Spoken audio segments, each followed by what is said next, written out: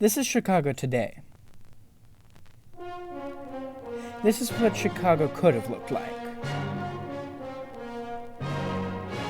And this is the man behind it.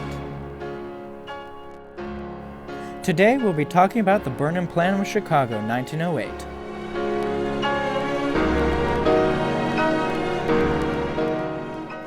In the late 1800s, the city of Chicago had grown to a massive size of 1 million inhabitants.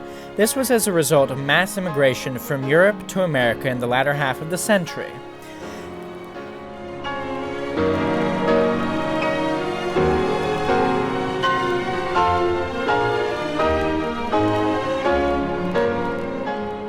Due to this, the city had become the centerpiece of the Great Lakes, which prompted the city to be chosen as the site of the 1893 World's Columbia Exposition. The exposition was an instant success, bringing in 27 million visitors over the course of 6 months.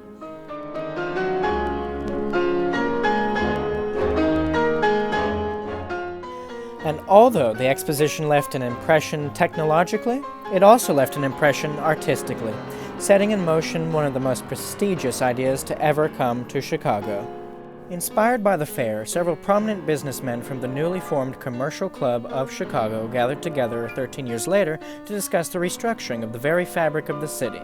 They brought along Daniel H. Burnham, who had been in charge of the design of the World Fair. You see, at the time, the city of Chicago had become infested with issues such as sanitation, overcrowding, and rather poorly designed grid, which led to traffic jams and congestion in the streets. Burnham sought to end these issues through an extensive program based upon the Beaux Arts movement that had risen across the Western world, basing his plan on that of Paris and other great cities of the time. The massive plan called for several aggressive changes, including the establishment of a massive lakefront park, a ring road, a restructured rail system, and most impressive of all, numerous grand avenues and a general widening of the streets to lessen congestion.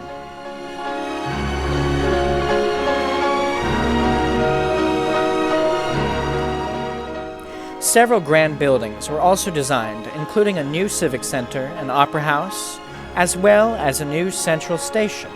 Unfortunately, the plan only came to fruition in the formation of Grant Park, which now sits on Chicago's lakefront, failing to gain any further funding as a result of World War I and the Great Depression.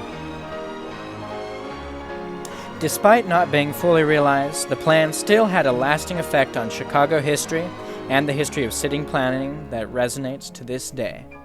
Thank you for watching this short video, and I hope to see you next time. Have a good afternoon.